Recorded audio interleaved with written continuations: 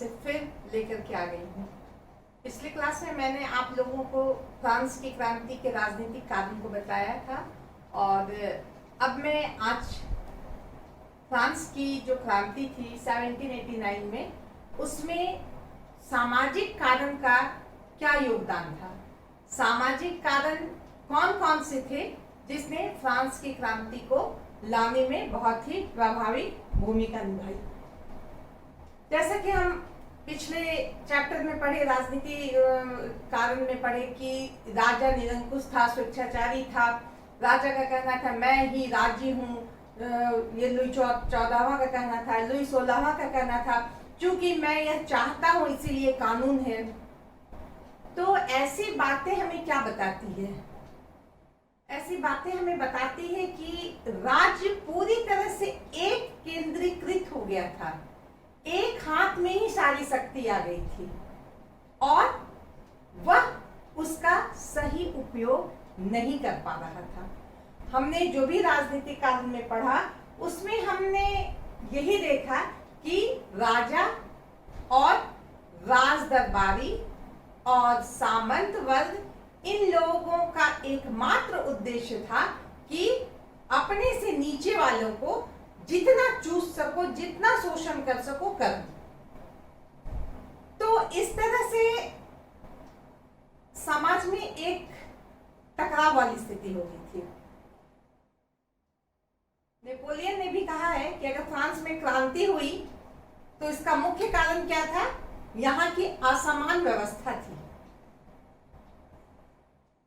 यहाँ की असमानता ने लोगों के अंदर एक खलबली मचा कर रख दी थी, जिसने सामाजिक दशा को भी झकझोर कर रख दिया था। सच पूछिए तो ये कहा जा सकता है कि यहाँ की जनता राजा के राजशाही, उसकी स्वेच्छाचारिता, उसकी निरंकुशता से उतनी ज्यादा परेशान नहीं थी जितनी ज्यादा जनता वहां के असमान स्थिति से परेशान थी। जितनी ज्यादा असमानता थी, इतना भेदभाव था कि जनता परेशान थी उससे ज्यादा। पिछले बार मैंने बताया कि इस क्रांति ने स्वतंत्रता, समानता और भाईचारा की भावना का प्रसार किया, शुरू किया। इसी क्रांति की देन है। तो समानता, ये विभेद जो है, ये असमानता जो है, उसको दूर करके समान स्तर पे सभी को लाने की एक कोशिश थी। तो आज हम इस पे बात करेंगे और हम सामाजिक कारण के अंतर्गत सबसे पहले बात करेंगे। पहला पॉइंट क्या था? वह असमानता, जिस पर भी मैं बात कर रही थी। समाज इस तरह दो भागों में बटा हुआ था, एक तरफ उच्च वर्ग, एक तरफ निम्न वर्ग। उच्च वर्ग हर सुविधा संपन्न, हर सुख शांति, हर जितनी भी अच्छी बातें हो सकती है उनके लिए है, और ये दूसरे तरफ गरीब जनता जो बहुत मेहनत करके भी सही जगह पर नहीं आ पा रही है, बहुत उनके पास छोटी छोटी कमियां हैं, आधारभूत कमी से वह लड़ रही है। तो इस असमानता का जो प्रभाव पड़ा, यह फ्रांस की जनता, फ्रांस के राजा को भुगतना पड़ा और पूरे यूरोप में यह एक अच्छी बात हुई कि ऐसा हुआ, इसलिए क्रांति को बल मिला। अगर जनता सोई रहती, जनता को कोई प्रॉब्लम नहीं होता, तो क्यों क्रांति होती? राजनीतिक क्षेत्र में जो हो रहा था होता रहता, उससे किसी को क्या था। लेकिन क्रांति में जनता का महत्वपूर्ण हाथ होता है, और जब जनता आगे बढ़ती है तभी क्रांति होती है। तो इस तरह असमानता ने पूरी तरह से यूरोपीय जनता, यूरोपीय प्रजा को झकझोर कर रख दिया था। जागो जागो, ये गलत हो रहा है, इसे खत्म करो। अब हम बात करते हैं वहां पे हमने क्या बताया कि दो वर्ग थे, उच्च वर्ग और निम्न वर्ग। विश्व के हर समाज में, हर देश में हम पाएंगे कि समाज जो है वो बटा हुआ रहता है, जाति व्यवस्था के नाम पे, वर्ण व्यवस्था के नाम पे, अमीर के नाम पे, गरीब के नाम पे, उच्च वर्ग के नाम पे, निम्न वर्ग के नाम पर। इस तरह हर देश, हर समाज किसी न किसी रूप में बटा हुआ रहता है। और ये हम उस समय की बात कर रहे हैं जिस समय मध्य युग का समापन हुआ था, होने वाला था, और नव युग, आधुनिक युग का प्रवेश हो रहा था, या कहो हो गया था, क्योंकि मैंने बताया है कि ये किसी फिक्स डेट में नहीं होता है कि इतने तारीख को मध्य युग खत्म हुआ, इतने तारीख से आधुनिक युग शुरू हुआ, ऐसी तो कोई बात नहीं थी। सामंतवाद का अंत हुआ, सामंतों ने अपनी पहचान खत्म, उनकी पहचान खत्म हो गई। अब उसकी जगह पे राजा जो है सर्वशक्तिशाली बन गए। लेकिन वो सामंत जिनके समय में हमने देखा कि समाज में बहुत सारी बुराइयां आ गई थी, जो शोषण के प्रतीक थे, उनका ये गुण आज भी नहीं गया था। उनमें शोषक प्रवृत्ति जो है आज भी उपलब्ध थी। भले उनकी सामंतशाही चली गई थी, लेकिन आज भी वो गरीब मजदूरों को शोषण करने में पीछे नहीं होते थे। तो इस तरह हम कह सकते हैं फ्रांस में दो वर्ग थे, उच्च वर्ग, निम्न वर्ग। लेकिन उच्च वर्ग में भी दो वर्ग थे, उच्च वर्ग में भी दो वर्ग थे, और निम्न वर्ग में तीन वर्ग बने हुए थे। उच्च वर्ग में हम क्या कहेंगे, सबसे ऊपर में कौन थे, पादरी थे। चर्च को अभी भी यहाँ बहुत महत्व मिला हुआ था, और चर्च का इतना प्रभाव था कि फर्स्ट स्टेट में जो आते थे वह बड़े पादरी आते थे, और बड़े पादरी के अतिरिक्त छोटे पादरी भी थे, लेकिन बड़े पादरी और छोटे पादरी दोनों फर्स्ट स्टेट में आते थे। यहाँ पर भी विभेद है, बड़े पादरी और छोटे पादरी में भी बहुत अंतर था, उनके बीच में बहुत सारी विभेद हमने देखी है और अभी हम देखेंगे।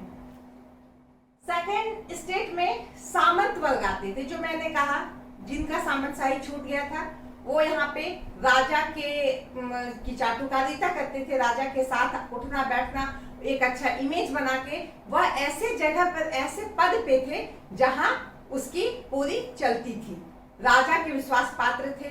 तो ये सामंत वर्ग जो थे, इसमें भी बहुत लोग आते थे, वो सिर्फ वो पुराने सामंत ही नहीं, राजा हैं, उनके बेटे हैं, भतीजे हैं, उनके नजदीकी जो भी रिलेटिव्स हैं, वो सारे उसमें आते थे।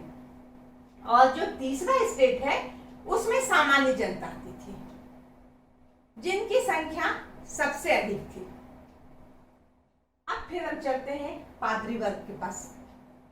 पादरी वर्ग का क्या काम था, धर्म कर्म से संबंधित काम था, समाज के कल्याण के लिए काम करना, लोगों को नैतिक शिक्षा देना, उनका पठन पाठन से संबंधित काम करना।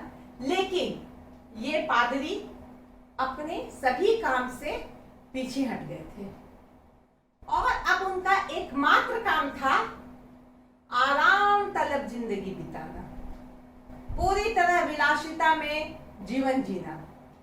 उन्हें धर्म कर्म से कोई मतलब नहीं रहा, उन्हें पठन पाठन, समाज कल्याण या लोगों की मानसिकता को उच्च करना, ये सब से कोई मतलब नहीं रहा।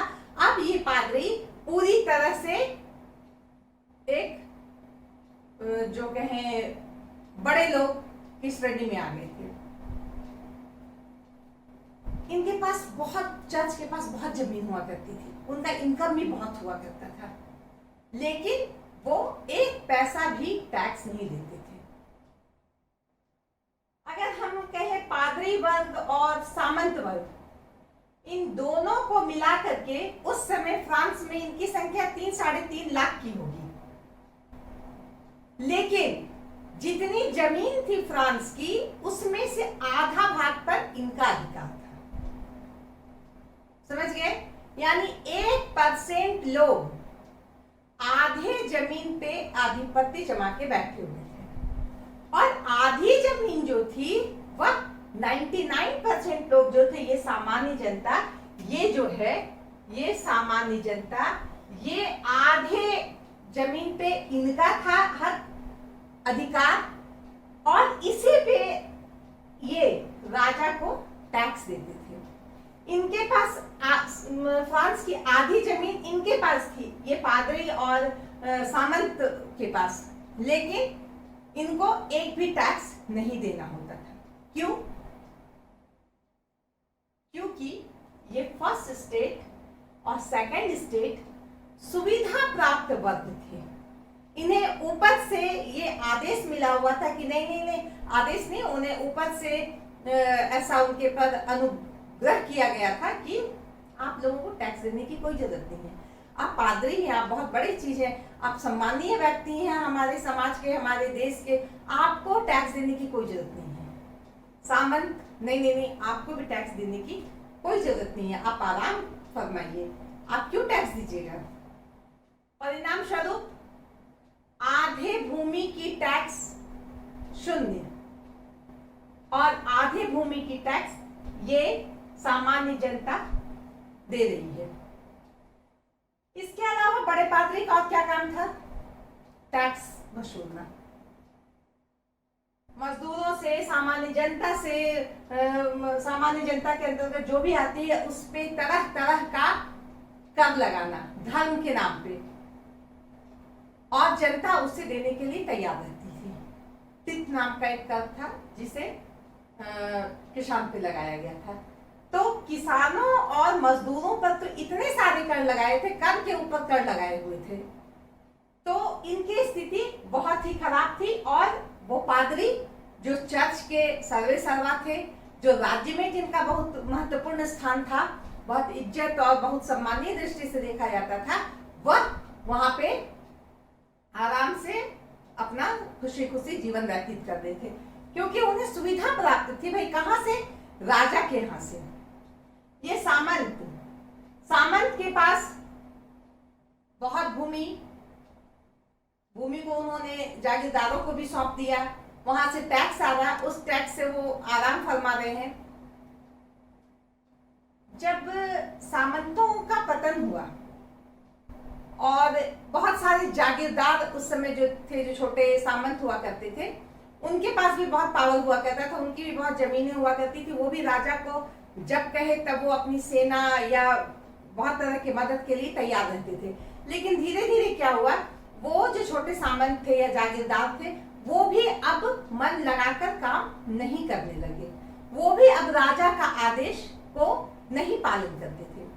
ऐसी स्थिति में रिश्लू नाम के वहां एक मंत्री हुए, जिन्होंने जागीरदारों को कहा कि नहीं, अब तुम्हारा कोई पावर नहीं है, तुम अब छोड़ो ये सब काम। उसकी शक्ति को घटाने का प्रयास किया, लेकिन वह जो है अपनी शक्ति को बरकरार ही रखे, वो पुराने तरीके से ही अपना शोषण और दमन चालू रखते थे। तो इस तरह से पादरी वर्ग और सामंत वर्ग ने बुरी तरह से सामान्य जनता को त्रस्त करके रखा था। सामंत वर्ग बड़े लोग थे, चर्च में लोग बड़े थे, दरबार में बड़े बड़े पदों पर नियुक्ति की जाती थी। तो उसमें कौन नियुक्त होते थे? उसमें वही नियुक्त होते थे जो पैसे वाले परिवार के होते थे, उनके पुत्र, उनके भाई, जो भी है उनके रिश्तेदार, उन्हें पद खरीद करके दे दिया जाता था।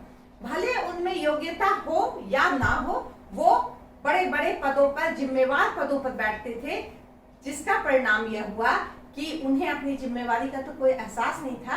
प्लस वो इतने लालची थे, वो उनमें शोषण की इतनी अंदर से एक शोषक प्रवृत्ति के थे। उनका उद्देश्य ही था कि हम किसी न किसी तरह से इन गरीब जनता से, किसानों से हम अधिक से अधिक वसूल करें, सिर्फ और सिर्फ अपनी विलासिता के लिए। तो हम देख रहे हैं कि एक तरफ एक वर्ग जो 1% है, वह इतना सुख समृद्धि, इतना आरामदेह, वो इतना समृद्ध जीवन व्यतीत कर रहा है, और दूसरी तरफ जो मैक्सिमम जनता है वह बहुत सारी कठिनाइयों से घिरी, उसके मूलभूत सुविधाओं का अभाव है। तो ये जो दिख रहा था, इसमें कोई भी आप भी सोचिए कि कैसा लगेगा, मन उद्वेलित होगा कि नहीं, ये गलत हो रहा है, हमें इसका विरोध करना चाहिए। अब हम बात करते हैं सामान्य जनता की, सॉरी हम बात करें न्यायाधीश की, न्यायाधीश भी जो थे वो सामंत वर्ग से आते थे। तो न्यायाधीश का क्या मतलब है? दंड व्यवस्था को सही तरीके से देखना, जजमेंट सही देना। लेकिन यहाँ पे वो बात नहीं थी। यहाँ के रूल रेगुलेशन जो थे वो एक प्रकार के सामंतवादी व्यवस्था के अनुसार ही चल रहे थे। अभी भी उसमें कुछ नयापन नहीं आया था। दंड किसको मिलता था? वह जो गरीब थे, भले वो निर्दोष हो, दंड के भागी वो थे। और सामंत पादरी के बारे में तो कोई सोच भी नहीं सकता है कि उन्हें किसी तरह की, उनके लिए कोई दंड की व्यवस्था होगी, कोई सजा उन्हें मिलेगी, असंभव, कभी नहीं। अब हम बात करें सामंत वर्ग में, अगर मान लीजिए किसी से गलती हुई जानबूझकर या अनजाने में, तो क्या, कुछ हल्का फुल्का हर्जाना दिया नहीं दिया, उसके लिए भी कोई बहुत ज्यादा टेंशन नहीं है। जबकि ये गरीब जनता जो निर्दोष भी है, उसे भी मिल गया कि भाई तुम्हें तो आजीवन कारावास मिल गया, तुम्हें तो 10 साल तक कारावास में, तुम्हें तो इतनी दिन मजदूरी करनी पड़ेगी, तुम्हें तो इसका गुलाम बन जाना पड़ेगा।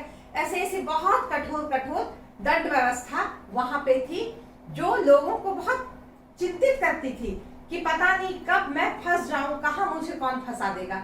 मान लीजिए कि अगर किसी ने विरोध किया सामंती व्यवस्था का, किसी ने अपने हेड का कि ये गलत है, ये नहीं होना चाहिए, तो ऐसी स्थिति में वो जो बड़े लोग हैं वो सीधे नीचे निम्न वर्ग के लोगों को सजा देने के लिए तैयार रहेंगे। कोड़ों से पीट दो इसको, 50 कोड़ा लगा दो, 100 कोड़ा लगा दो, इसको मार दो, इसका चमड़ी उधेड़ दो, कुछ भी कर दो।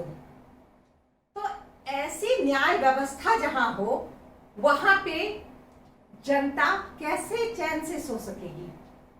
मैंने बताया कि एक वहां पे क्षमा पत्र भी मिलने लगा था राजा के द्वारा। राजा अपने प्रिय पात्र को या राजा जिससे खुश हो गया उसे क्षमा पत्र देता था। क्यों? वो एक पावर था, उस पावर पर जो है वह व्यक्ति किसी को भी गिरफ्तार करवा सकता था, और वह गिरफ्तारी जो है आजीवन भी हो सकती थी। कोई पैरवी, कोई उसमें लाग लपेट वाली बात नहीं थी। वो गया तो गया। बहुत मुश्किल से अगर वो रिहा हो गया तो बहुत बड़ी बात है, तभी रिहा हो सकता है जब ये बड़े वर्ग जो हैं, ऊपरी फर्स्ट स्टेट के, सेकंड स्टेट के लोग अगर उनकी पैरवी कर देंगे, यदि इन्हें बहुत मनमाना रिश्वत मिल जाएगा, तब शायद ये मान जाए और उस व्यक्ति को कारावास से निकाल दें। फ्रांस की क्रांति में एक हम पढ़ेंगे बाद में, वॉल्टेयर, वो एक दार्शनिक थे, उन्होंने भी इसका सामना किया, उन्हें भी कारागार में डाल दिया गया था। ये अलग बात है कि वो निकल गए। तो इस तरह से न्याय के क्षेत्र में, टैक्स के क्षेत्र में हर जगह बहुत ज्यादा असमानता फैली हुई थी। अब हम आते हैं सामान्य जनता के बारे में बात करते हैं। थर्ड स्टेट, जैसा कि बताया 99% जनता जो है वो थर्ड स्टेट में ही आती थी। इससे पहला मध्यम वर्ग थी, मध्यम वर्ग थे। मध्यम वर्ग में कौन आते थे? शिक्षक, वकील, इंजीनियर, डॉक्टर्स, व्यापारी, पूंजीपति जिनका अपना उद्योग धंधा है, जो फैक्ट्री लगाए हुए, ऐसे ऐसे लोग जो हैं, इन लोग मध्यम वर्ग में आते थे। पढ़े लिखे होते थे, इनका बौद्धिक स्तर ऊंचा होता था, और ये बहुत अच्छी इनकी इनकम होती थी, इनकी आय बहुत अच्छी होती थी।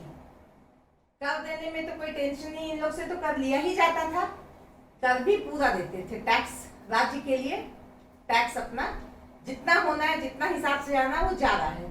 तो अगर हम कहें तो 80% टैक्स जो है ये सिर्फ ये वर्ग देता था, और 20% और जगह से आता था। तो इसमें जो पढ़े लिखे बुद्धिजीवी थे, उन लोगों का कामकाज अलग था, सोचने का तरीका अलग था, उनकी इनकम अच्छी थी, उनका रहन सहन अच्छा था। लेकिन सब कुछ होने के बावजूद भी ये सुविधा विहीन वर्ग था। राजा या राज्य की तरफ से इसे कोई विशेष सुविधा नहीं दी गई थी। इसे भी आम जनता की तरह ही समझा जाता था। इनके लिए भी कोई विशेष न्याय के लिए भाई मैं गलत नहीं किया हूँ, भैया वकील हैं या टीचर हैं, ये ऐसा नहीं कर, पर थोड़ा सा न्यायपूर्ण कार्रवाई की जाए, वो सब कुछ नहीं।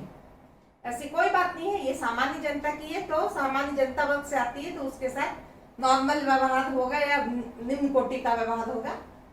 तो ये जो बात हुई, इस तरह की जो नीति हुई, इससे उस क्षेत्र में बहुत रोष उत्पन्न हुआ, उस व्यवस्था के प्रति, उस राजशाही के प्रति, कि यहाँ योग्यता की कोई कद्र ही नहीं है। और वह एक प्रकार से लोगों को एकत्रित करने लगे, मानसिक रूप से जगाने लगे। इन्हें फ्रांस में का बुर्जुआ वर्ग भी कहते हैं, जो मध्यम वर्ग था। तो इन्होंने क्रांति में अपनी बहुत बड़ी भूमिका निभाई थी, इसे हम आगे देखेंगे। अब हम बात करते हैं शिल्पकार की। शिल्पकार एक टाइप का काम करने वाले की एक श्रेणी होती थी। जैसे लकड़ी का काम करने वाले हैं, लोहा का काम करने वाले हैं, मजदूर हैं, काम करते हैं, बहुत तरह का ऐसा काम होता है। तो इनकी अलग अलग श्रेणियां होती थी। ये एक प्रकार से मजदूर वर्ग में इनको हम रख सकते हैं। ये राज्य के अंदर तो रहते ही थे। इसी बीच हमने देखा नए नए नगरों का भी निर्माण हो गया था, औद्योगिक क्रांति हो गई थी, बड़े बड़े उद्योग धंधे लग गए थे। तो इन लोगों को उस जगह पे बहुत सारी नौकरियां मिली हुई थी, जहां वो रहते थे, काम करते थे। लेकिन इनके साथ क्या प्रॉब्लम था कि इनके जो रहन सहन का स्तर था वो बहुत ही दयनीय था। ये स्लम्स में रहते थे। स्लम्स मतलब जो छोटे छोटे झुग्गी झोपड़ी बहुत सटे सटे रहते हैं, जहाँ ना तो पानी निकलने का रास्ता रहता है, बरसात आया तो भीग गया, ना तो सप्लाई वाटर आ रहा है, मैंने हवा पानी का भी अभाव रहता था। ऐसी जगह, बहुत ही संकीर्ण जगह में रहते थे। तो ऊपर से क्या था, ये बहुत पढ़े लिखे नहीं होते थे, ये मेहनत मजदूरी करने वाले होते थे। तो इन्हें भी अधिक से अधिक चाहिए, क्योंकि अलग अलग श्रेणी के लोगों ये बना हुआ था। तो आपस में कभी कभी ये श्रेणी आपस में उलझते भी रहते थे, अपने स्वार्थ को लेकर के उलझते होंगे। सिंपल सी बात है, जब कमी रहती है तो ये सब हो जाता है, लड़ाई झगड़ा आपस में, ऐसी ऐसी बातें होते रहती थी। इसके साथ ही मैंने भी बताया कि उन स्लम्स की जिंदगी इतनी दयनीय थी, इतनी शोचनीय थी कि वहां रहना ही अपने आप में एक अभिशाप से कम नहीं था। लोग इतने कंजस्टेड स्टाइल तरीके से रहते थे, ना हवा, ना पानी, ना शुद्ध पीने के लिए पानी। तो इन्हें तरह तरह की बीमारियां भी हो जाती थी, और इस बीमारी से पीड़ित होकर वो मर भी जाते थे। तो कुल मिला जुलाकर हम यह कहेंगे कि यह समाज का एक महत्वपूर्ण वर्ग था, है ना। अब राजप्रासाद बन रहा, महल बन रहे हैं, तो उसमें कौन आएंगे काम करने वाले, ये लोग ही तो उस महल को बनाते हैं। वो खिड़की बना रहे, दरवाजा बना रहे या दीवार बना रहे हैं, तो इनकी भूमिका कितनी अहम है, ये सोचने वाली बात है। आज के डेट में भी इंफ्रास्ट्रक्चर की बात करें तो वो तो इन्हीं के हाथ में है, इन मजदूरों के हाथ में है। लेकिन इनके कल्याण के लिए कुछ भी व्यवस्था नहीं थी उस समय। राजा या पादरी या सामंत, किसी को इसकी चिंता नहीं थी।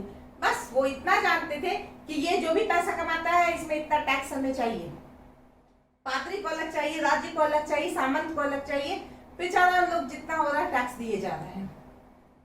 तो ऐसी व्यवस्था में लाजिमी था कि ये शिल्पकार उस व्यवस्था के प्रति असंतोष जाहिर करें, और वो भी थोड़ा मोड़ा नहीं, बहुत उग्र असंतोष जारी करे, तो कोई बड़ी बात नहीं होती। इस बात पे ये एक फैक्ट है कि जिस समय क्रांति हुई ना, उस समय ये शिल्पकारों की भूमिका सचमुच में बहुत अच्छी रही। ये पूरे एक्टिव होकर के उस क्रांति में जो है कूद गए थे, और जितना भी क्रांति में जो भी खून खराबा, मारपीट, तोड़ फोड़, जितनी भी विध्वंसात्मक कार्रवाई होती है, उसमें इनकी भूमिका बहुत अधिक रही। इससे आप समझ सकते हैं कि वो कितने दुखी थे उस व्यवस्था से। ऐसी सामाजिक व्यवस्था ने इन्हें पूरी तरह से तोड़ करके, झकझोर करके रख दिया था। अब सबसे बाद में हम किसान की बात करते हैं। किसान जो है, अधिकांश संख्या जो है किसान ही थे वहां पे, जो साल भर मेहनत मजदूरी करके पूरे देश को खाना खिलाते थे। उनकी मेहनत ही तो अन्न लाती थी, अन्न देती थी, जिससे लोग खाना खाते थे। लेकिन ये बेचारे जो साल भर पूरी तरह से मेहनत करते थे, उन्हें भी 2 वक्त की रोटी सही तरीके से नहीं मिलती थी। इन पर इतने सारे टैक्स थे कि अगर ये एक दिन में एक बार खाना खा लिया तो बहुत बड़ी बात है। राजा के द्वारा, चर्च के द्वारा विभिन्न प्रकार के टैक्स इन पर जड़े हुए थे। ऊपर से ये जागीरदार के अंदर थे, जिनकी जमीन में ये काम करते थे। कुछ जमीन इनकी अपनी भी होती थी, लेकिन इन्हें अपने जागीरदार के यहाँ सप्ताह में 3 दिन फ्री में काम करना पड़ता था। जागीरदार के यहाँ किसी तरह का खुशी, गम, किसी तरह का आयोजन है तो इन्हें नजराना यानी गिफ्ट लेकर के जाना पड़ता था। वो जब जैसा आदेश करें, इन्हें खड़ा रहना पड़ता था।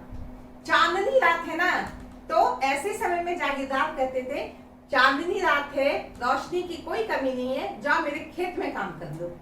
तो आप सोचिए कि बेचारे किसान की क्या स्थिति थी, क्या हकीकत था उनका। ये सोच करके आदमी परेशान हो सकता है। फ्रांस एक समृद्ध राज्य था, बहुत उपजाऊ भूमि थी, हर मामले में फ्रांस बहुत ही अच्छा था।